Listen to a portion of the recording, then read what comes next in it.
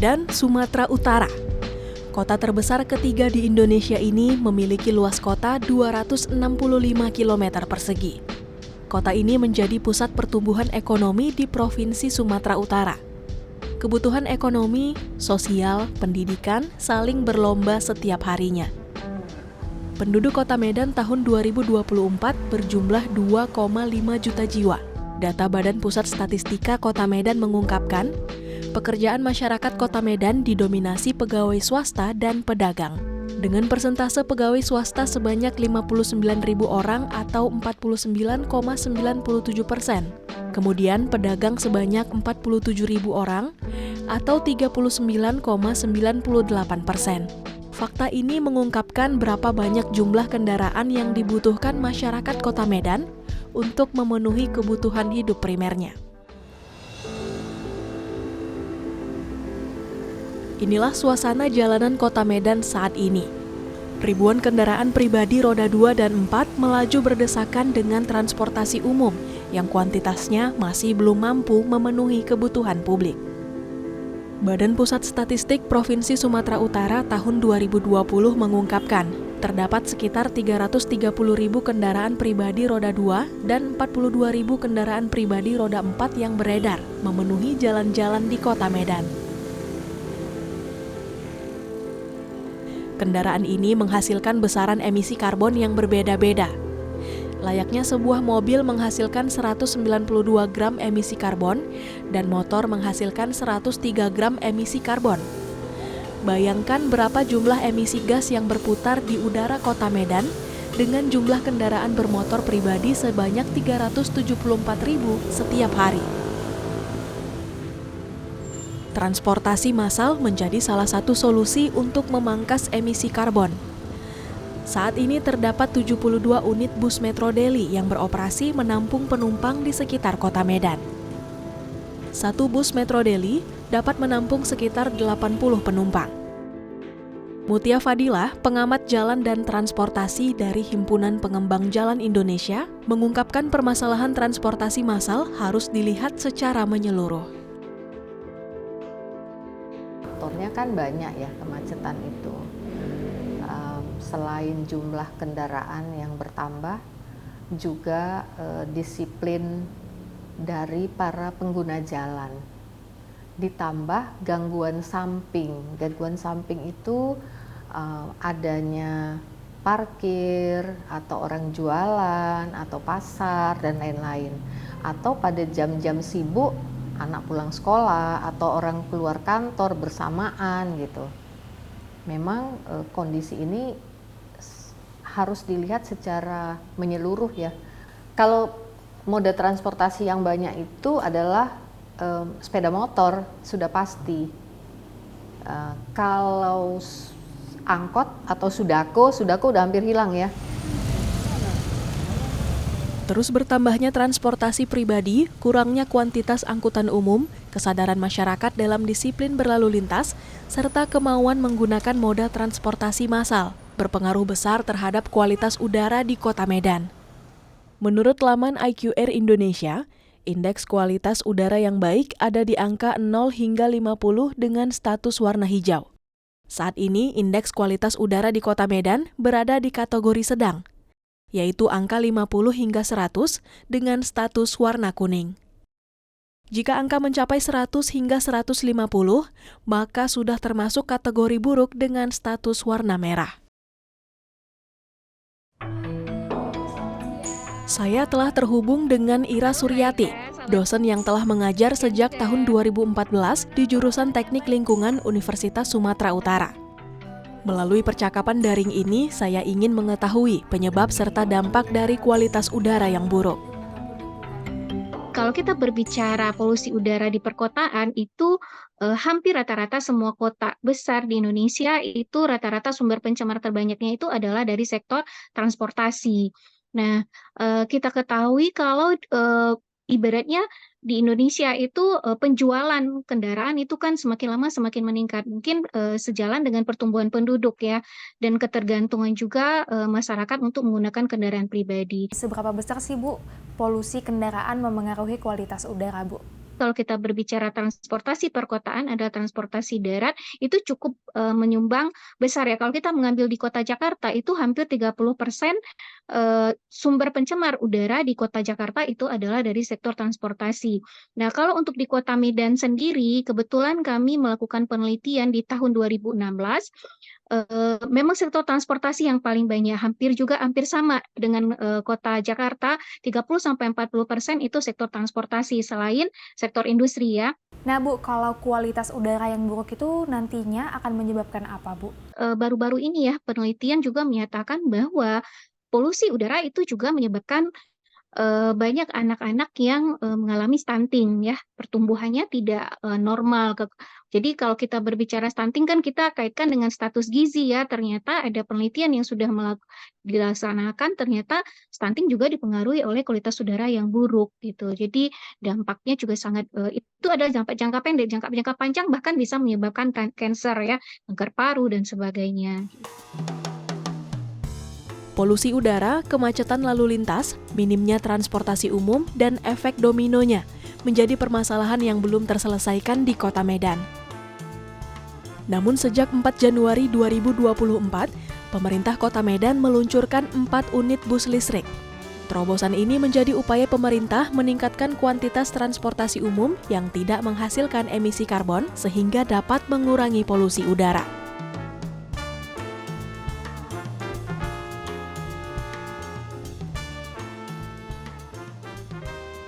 Nazila Humaira, warga Medan yang sehari-hari menggunakan moda transportasi bus, merasa sangat terbantu dengan adanya transportasi massal ini. Kehadiran bus listrik di Kota Medan membuat mahasiswa di salah satu perguruan tinggi Kota Medan ini lebih mempunyai kesempatan mendapatkan transportasi untuk mendukung aktivitasnya.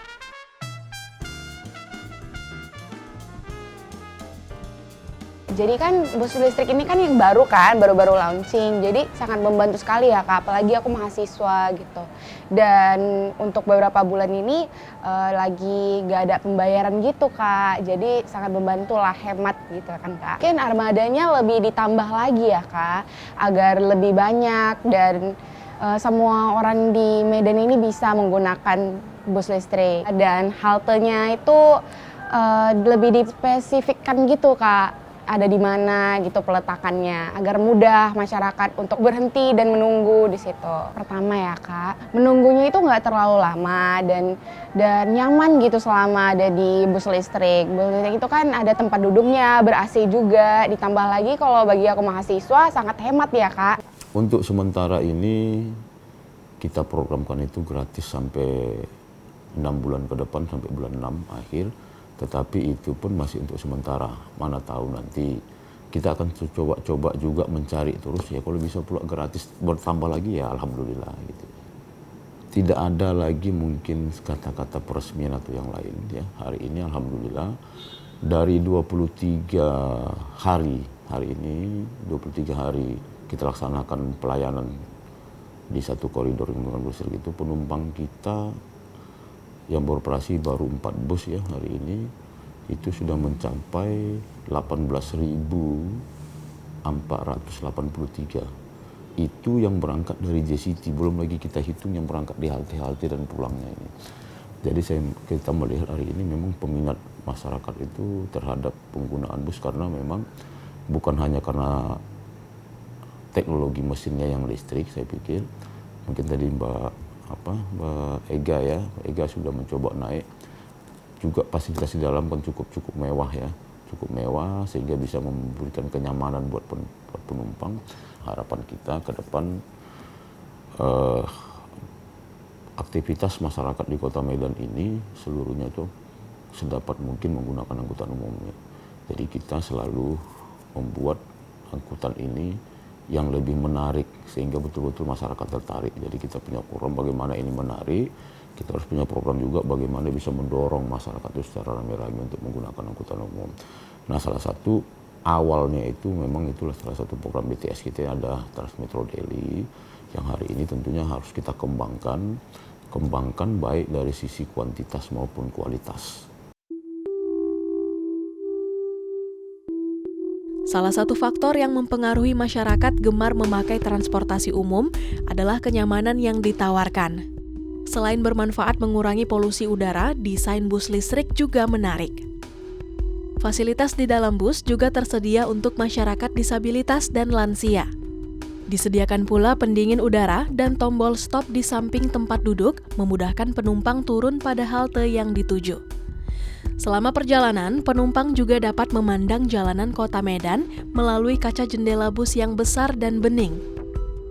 Kesan nyaman yang diberikan akan meningkatkan kuantitas pengguna transportasi massal sehingga berdampak baik untuk mengurangi kemacetan.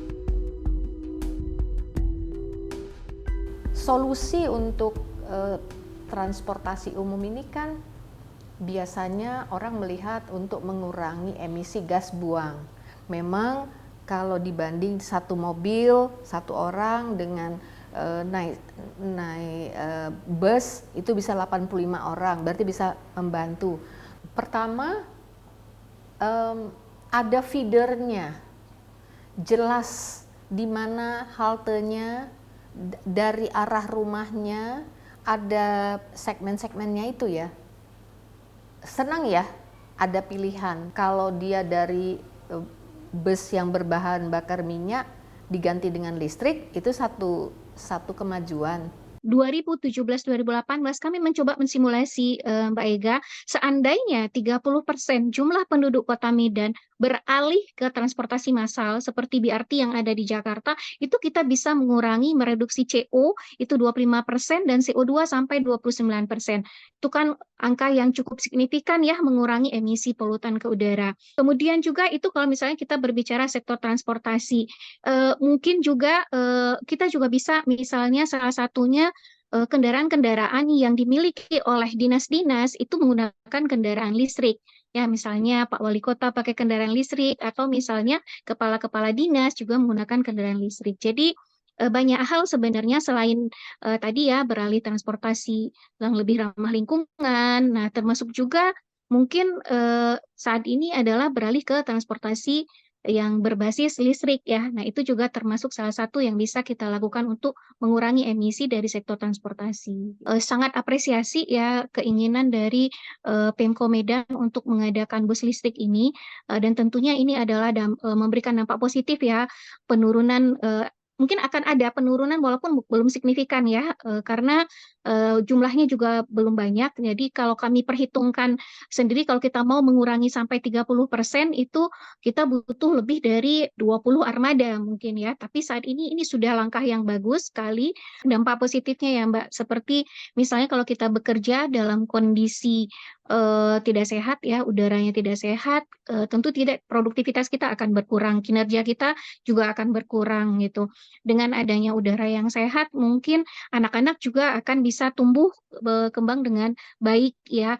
Kemudian kita mungkin kalau menurut saya ditambah lagi mungkin di Kota Medan seperti ruang terbuka hijaunya ya, sehingga juga akan menambah udara lebih sehat lagi ya, selain tadi kita melakukan peralihan ke transportasi massal dan sebagainya gitu. Siap Bu, makasih banyak Ibu, sampai jumpa ya Bu, selamat ya. Polusi dan kemacetan adalah masalah kota besar yang harus dicari solusinya. Terobosan baru bus listrik menjadi salah satu jalan yang diupayakan pemerintah Kota Medan untuk mengatasi permasalahan ini. Peran serta masyarakat mendukung transportasi massal yang baik akan menyukseskan program transportasi massal bebas emisi karbon.